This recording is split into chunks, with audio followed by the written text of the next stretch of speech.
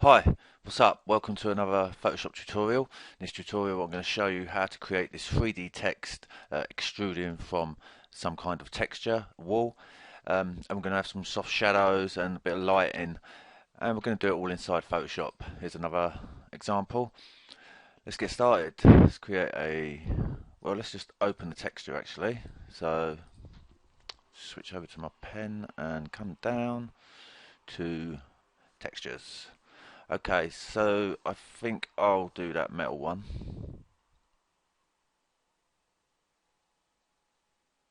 And this is it, just here. Click open.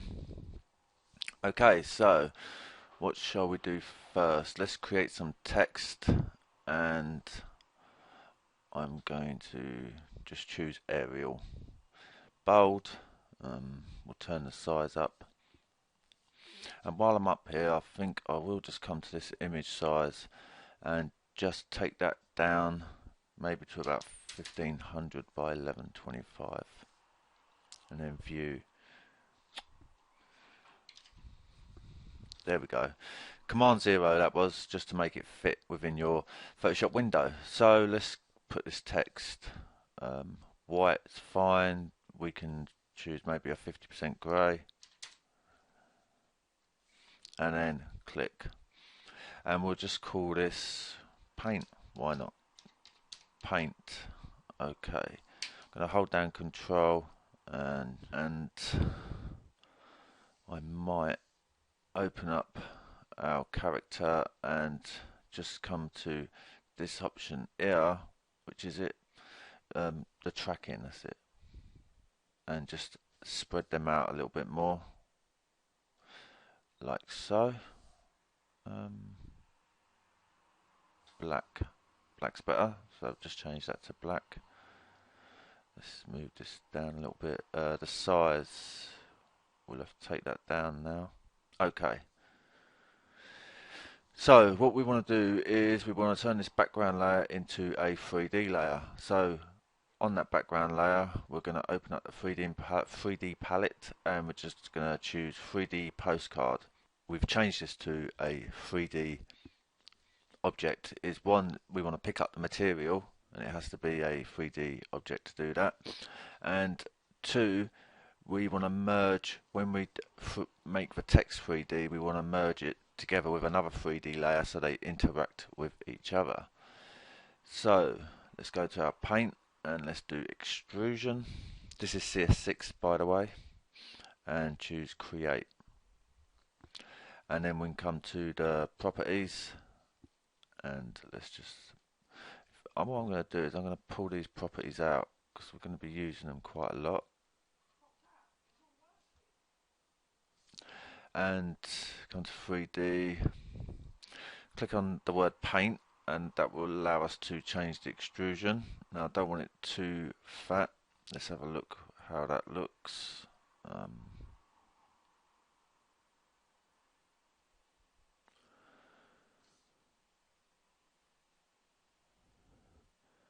There, that's fine.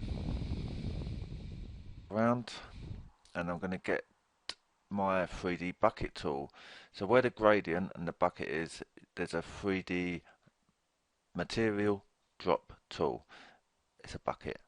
Click on it, and then hold down Alt and just click on that back layer, and then we'll come back to the paint, and we will just hover over the front inflation, and we'll click on it, and then we'll come to the side, hover over it, and you notice it turns dark, and we'll click on that also.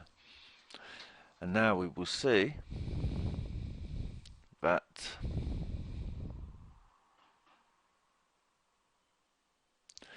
that has taken on that material all the way around, which is what we want. Great. Okay, now I'm going to just make sure that is snapped to the plane. Yep. I'm going to merge these two layers together, so I'm going to hold down Control and click on the background, and then come to 3D and choose merge 3D layers.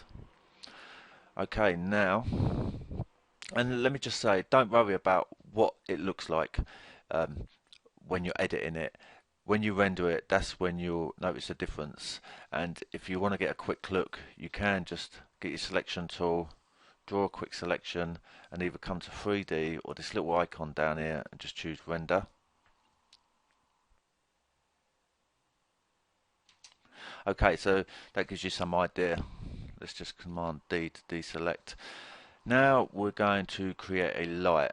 So I'm going to scroll out here and I'm going to come down to this little icon and create a new point light.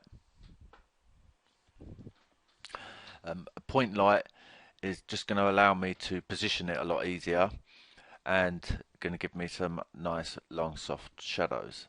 So what we'll do is go onto our select. Whenever you want to move a 3D object, you really want to go onto your move tool, and then that'll bring up all your 3D options. I'm just stay on this, and I'm just gonna drag this light out far to get them long shadows. Now I'm just going in with a Z, so your Z is your depth.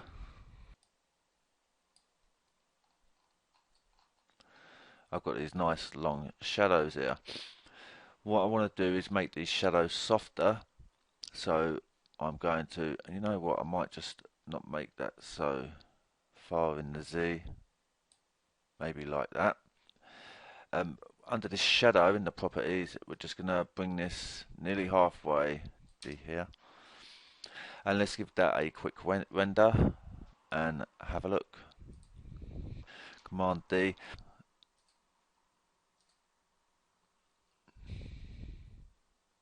Yeah, that looks alright. I'm just going to reposition this, so I'm going to do that by changing the camera angle. The reason I'm repositioning it is because I want to see the tops and the sides to this text. Scale it up. Now I can't scale it up too far because I'll cut off some of the letters, so I might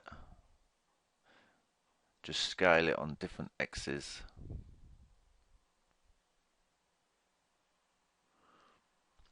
Okay, so that looks okay.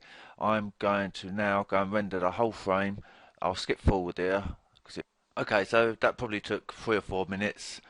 Okay, so I've got some nice lighting going on at the top here and around the sides, some nice soft shadows. What I want to do is I want to rasterize this now.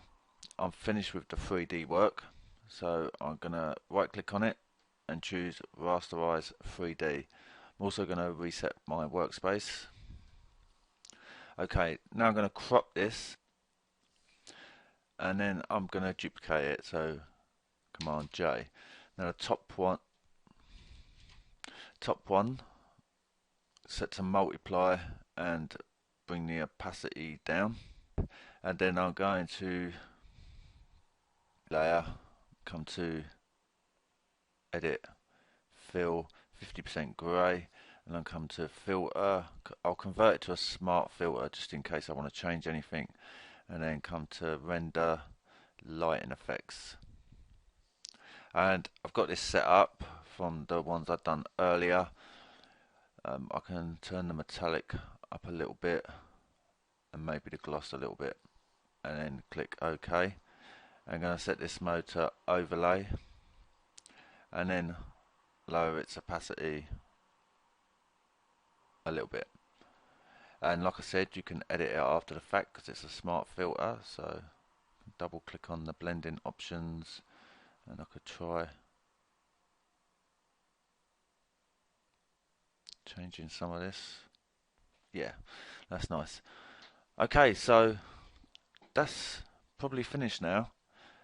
That's how you can create some 3D extruding text from a texture of your choice inside of Photoshop. Thanks for watching. Be sure to check us out at photoshopbus.co.uk, and until the next time, I will see you later.